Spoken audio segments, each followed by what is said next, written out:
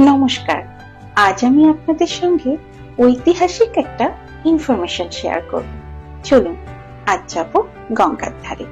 একটা আশ্চর্য ব্যাপার কি জানেন, নদীর গতি প্রবাহ আমাদের মন শান্ত করে দেয়।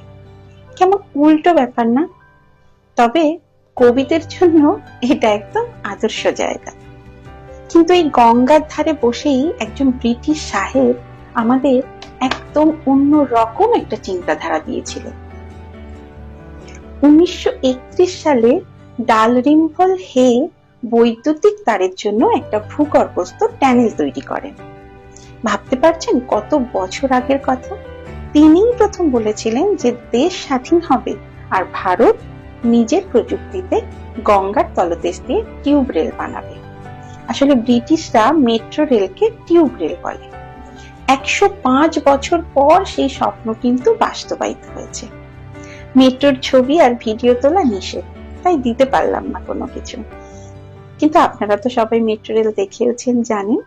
সবাই ভালো থাকবেন। ভিডিওটা কেমন লাগলো জানাবেন।